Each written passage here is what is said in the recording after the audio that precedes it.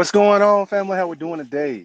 All right, so I just want to say that John C. Maxwell is the GOAT. I'm telling you, this dude is the GOAT. So I've heard people say a lot of times we don't need to be taught, we need to be reminded. And this morning he reminded me of something with uh, some of the studying that I was doing. And the thing that he reminded me was of this is that culture is more important than vision. Now let that sink in. Culture is more important than vision because at the end of the day, a vision is what we see. That's that's ideal. Is what we where we want to go, how we see us becoming in the future. Vision is very important, but it's not more important than culture because culture is what we do. It's what we do. That's what people do every day. Those are actions. So just think about it like this: could we achieve a vision? All right, could we achieve a vision if the culture was all jacked up? You can't. You can't achieve a vision. Like you can't have a vision of, I have morals and values and all of these things. That can't be your vision if you have a culture that's jacked up and nobody's doing anything to fix it. People are not displaying those attributes and values that's within your vision. Like something has to be done about it. If you don't change that culture, that vision will never be accomplished. All right. Now, the reason that I wanted to talk about culture and vision is because he said something else that was groundbreaking to me. And once again, a lot of times leaders need to be reminded. They don't need to be taught. They need to be reminded because we learn a lot of stuff along the way. And that's what I'm here today to do is to remind. So he said there's three questions that every follower asks as a leader, and this has to do with your leadership, right? Now, the first question is this: can you help me? Can you help me? All right. Chalk that up to whatever you want it to be. Uh, do you have the knowledge? Do you have credibility? Do you have something that you can give that person who you're trying to follow? I mean, who's trying to follow you? Can you help me? First, the next thing is, um, can I trust you? Can I trust you? And we say all the time, trust is the bedrock of our foundation. All right. Like imagine trust as look at trust as if you were building a house on a beach and sand with no concrete.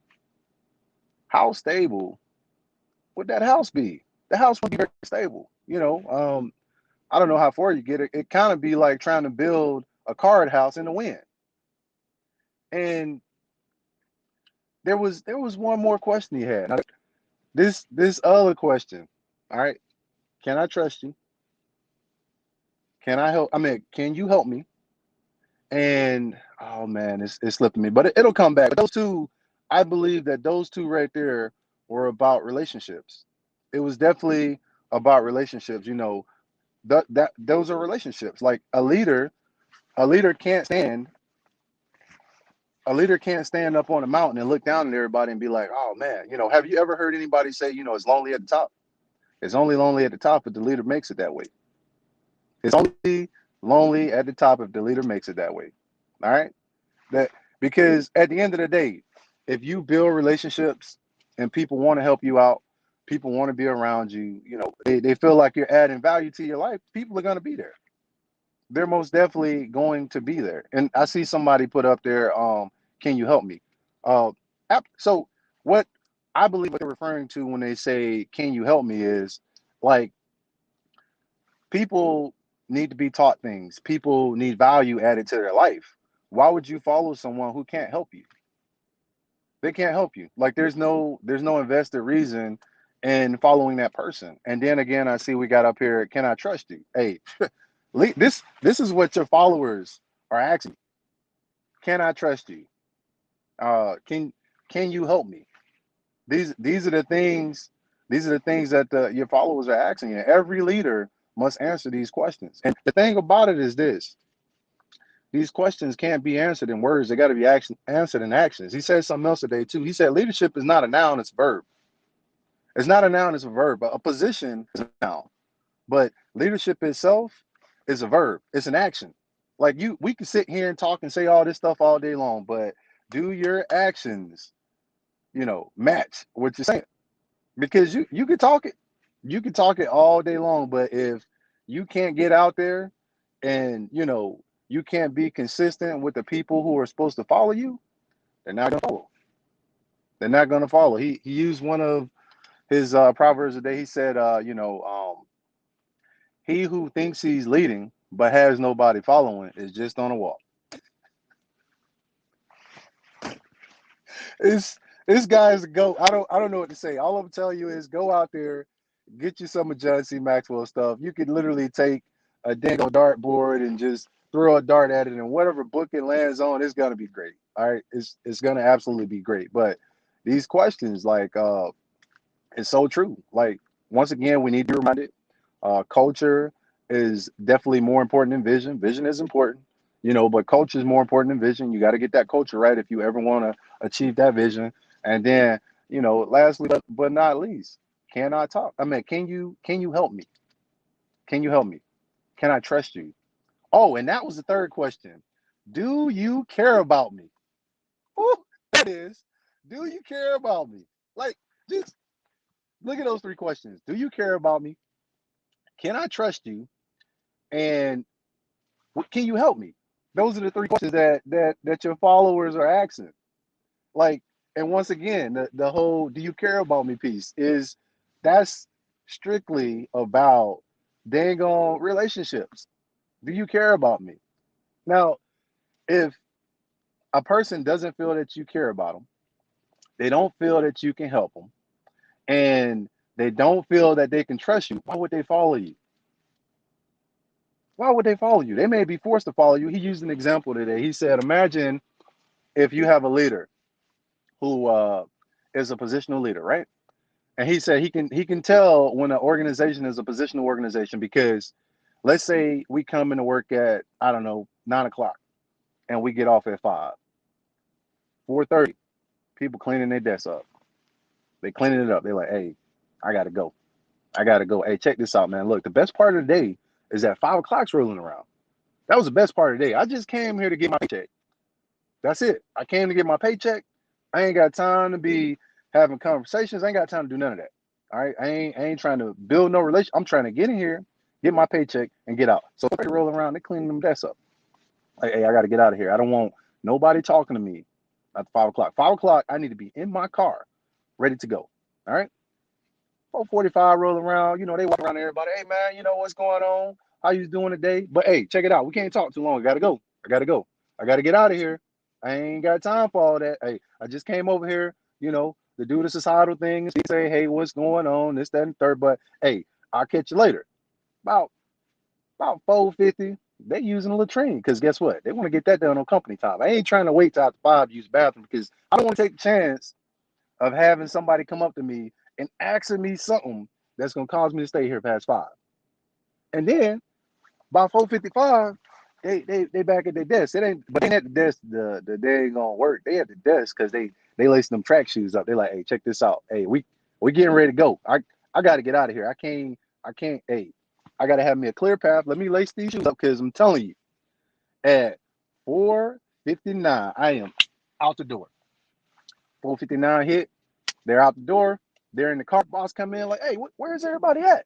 Look out the window. See the last cars like done dang on last two cars pulling out the parking lot. You're like, man, how did they get out of here so quick? It's because they planned for it in the very beginning. Back, you know what? I don't want to waste no time backing up, so I'm going back into my parking spot so I can pull straight out. But that's what happens in a positional organization. That's what happens in a positional organization. Now, once again, I'm gonna say it again in case got some people that's just joining in. These are the three questions that people are asking. You know, do you care about me? All right. Do you care about me? If you don't care about them, they ain't gonna ask no more. They're gonna keep it moving. Can you help me? All right. Do you have the skills or do you know the people or is there something where you can add value to my life? Are you gonna help me get to where you're at right now? And then lastly but not least, can I trust you? Can I trust you? If you fail any of those three questions, like I don't see people want to follow you. They may follow you because they have to. They may follow you because you have appointed authority. And I'm gonna say this last thing, and I'm gonna get off of here. I know this one ran a little long this morning, but he talked about he has a book called the 21 Laws of Irrefutable Leadership, And in his book, he has a law that's called a law of the lid. And he used a demonstration today. What he said was, imagine my hand is the lid. All right. Your potential has a lid. All right. And your leadership, let's just say leadership was on a scale from 1 to 10. 10 being the best, 1 being, you got work that you can do. Let's say that you're a 5. Now you're a leader in that organization and you're a 5. Your organization is only going to rise up to the lid. It can't go no higher because it's the lid there. You're the lid. You're the lid. Your lack of leadership or your ability to lead is the lid. So they're gonna keep rising up to that lid. They can't go higher than that lid because you're the lid. Now, if you're a 5, your organization is only going to go to 4. It's only going to go to 4 because you don't have the potential or you don't have the leadership ability to get them where you're at. Now, on the same category, let's say you're a 10, your organization is only going to go to 9. It's just the way it is. That's the law of the lid. You're only going to rise to where it's at. Now, let's look at it from this standpoint. If you are that lid and your leadership potential is very low, like your leadership ability is very low, and the organization is only going to go so high because you're the lid. Like you're the thing that's stopping the organization from dang on going because you're the lid. And this is why it's important for leaders to grow. You have to get outside that comfort zone, because if you don't get outside that comfort zone and you don't grow, guess what? You're stopping the organization from prospering. And eventually a leader's going to see like, hey, look, your leadership potential is not where it needs to be at. We need a new leader. You've taken us as far as you can go, but we need a new leader and you got to go. All right. Look, everybody, I know I went a little long this morning. I appreciate everybody coming on here, and I'm sorry for not putting the comments up, but I wanted to get this stuff out. I got a very short attention span, so if I get sidetracked, it's like, ooh, look, shiny, and I won't be able to stay on track. But I'm gonna give a shout out. Let me go through here real quick and try to give some shouts out. Okay, Wallace, what's going on? I see you out there. Major Archibald, what's going on, sir? All right. Martinez, thank you. Who else we got in here? My brother, Ryan Potts. What's going on, brother? I see you over there. Who else we got in here? Jabbar. All right. Sorry, Major Griff. What's going on? All right. Norton, I see you out there. All right, everybody. Look, I'm going to go ahead and get once again. Thank y'all for joining me. I just want to get on here in the morning.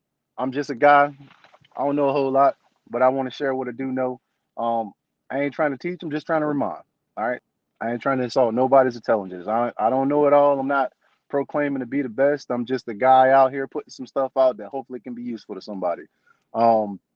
Look, you're all important. You all matter. And don't let anybody make you feel as if you are ever insignificant. All right. That offer still stands. If that conversation happens, you reach into the inbox. I guarantee you when we get done talking, you'll have a different perspective. Okay? You will have a different perspective. Life is a choice, and I'm depending on you to choose well. Oz here signing out, and I will be talking to you soon.